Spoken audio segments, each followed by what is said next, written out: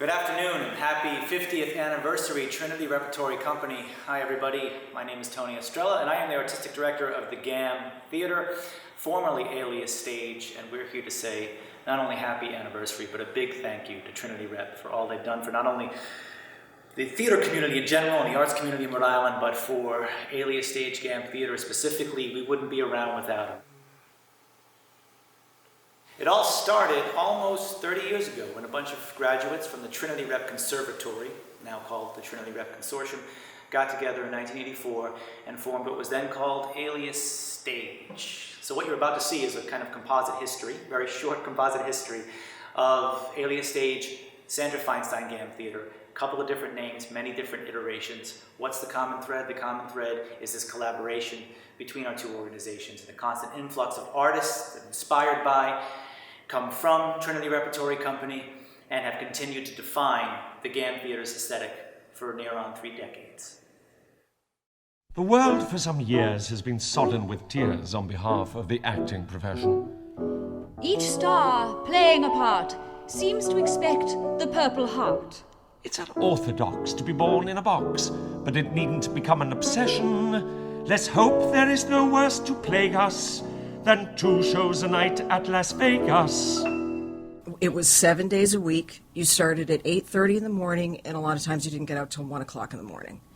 You were lucky if you made it home for holidays. You were lucky if you had any kind of life outside of this really intense bubble, and we were all in it together. And so we formed a very intense bond with each other. We opened on Halloween night. There was a Sam Shepard piece, of course. What young artist isn't totally into Sam Shepard? And then an original piece by a member of the company, Joey Gans. He had written a piece called Ted's Men that was totally fitting for the evening because it was very gritty and edgy and really good. Well, we were in Olneyville, and a person in our group had found this big loft that used to be, of course, a jewelry factory. And I think that some people really got a kick out of this guerrilla theater, you know. I'm going to drive my BMW into the bowels of Olneyville and go and see what this little theater group is doing. And they just felt so cool, you know. It was great.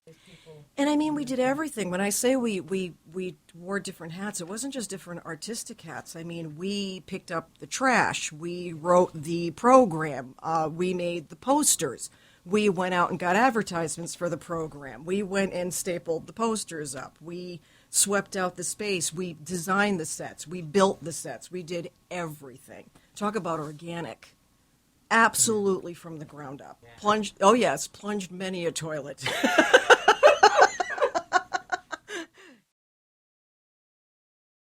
Because the Riverside Mills burned down to the ground. They burned into an empty shell. Oops.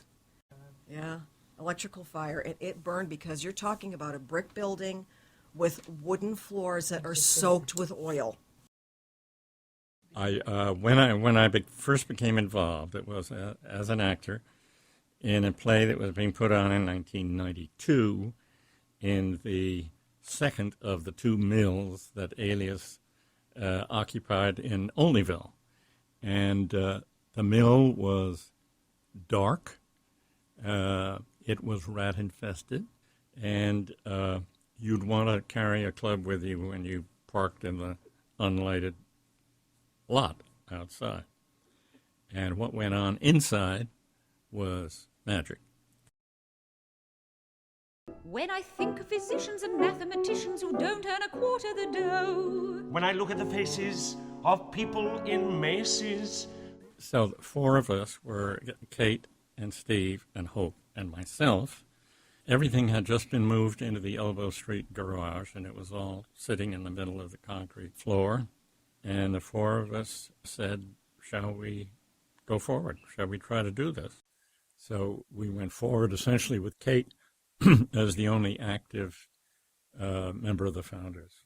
Elbow Street holds a special place in my heart.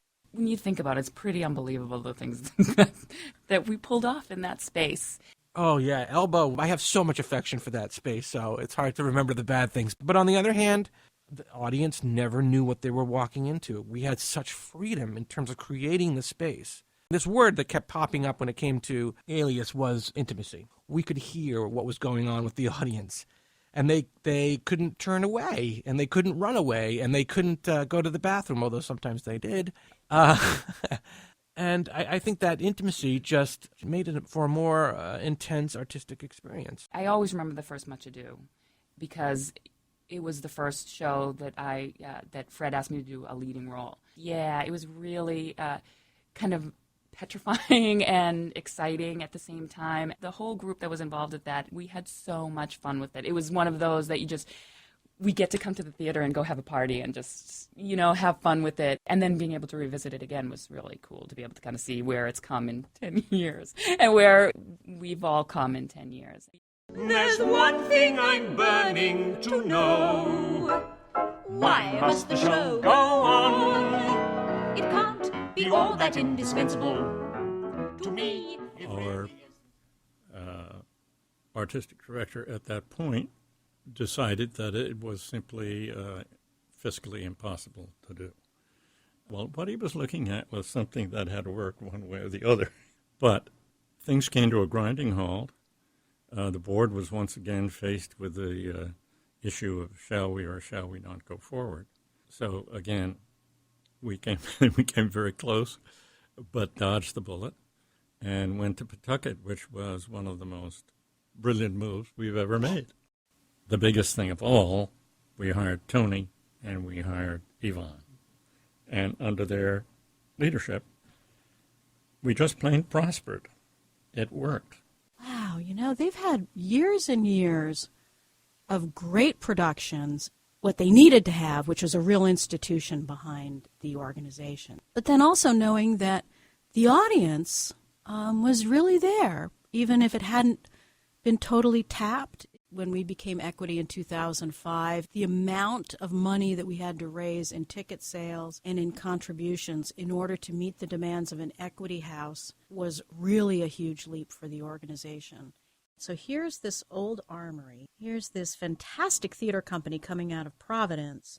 And since we've come to Pawtucket, we have grown our budget 12-fold, our subscribership 18-fold, and the numbers of the cars that are coming in have really been noticed by the city.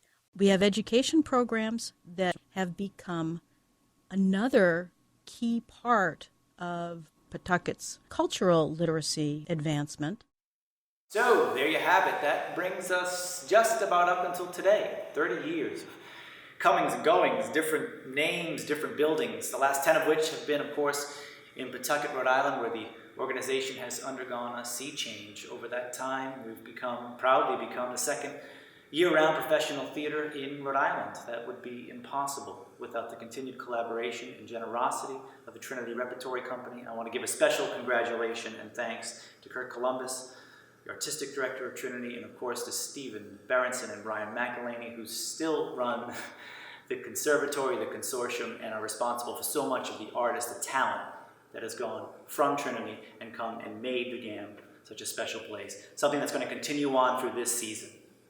We've got a great season up ahead, our 29th season, and it's chock full of these collaborations just continuing. 4 of our plays are directed by either former conservatory grads or current Trinity Rep artists, including Fred Sullivan, who will be directing Macbeth. Fred has directed so many of our best productions over the last 15 years, and of course also, for the first time last year, actually acted with the company in a great production of John Logan's Red. Also joining us for the first time this year is Trinity Rep's current Associate Artistic Director Tyler Dabrowski, who will be directing Dan LaFrank's Big Meal for us at the beginning of next year. Also joining us for the first time is the newest of Trinity Rep's company members, Mia Ellis, who will be performing in our production of Good People. And Mia, of course, will be joining a long line of Trinity Rep Conservatory grads who've been fueling our productions for 29 years, including Janine Kane, Jim O'Brien. We'll have designers back. Michael McGarty, a resident designer at Trinity Rep, will be designing 2 sets for us this year. You've seen much of his work at our theater in the past as well. I could go on and on and on and on, but obviously the bottom line here is there would be no Alias stage, there would be no GAM Theater without the Trinity Repertory Company. So, happy 50th anniversary Trinity Rep, wow. And thank you to Kurt, thank you Tyler, thank you Amanda, thank you Oscar, thank you Richard, thank you Ann, thank you of course Adrian Hall for starting it all. Without you guys, there'd be no professional theater in Rhode Island, there'd be no theater scene, and the arts in general would be a lot poorer. Here's to your last 50 years, here's to 50 more, and from the bottom of our hearts, here's to hope for a continued long-term collaboration. We wouldn't be here without you.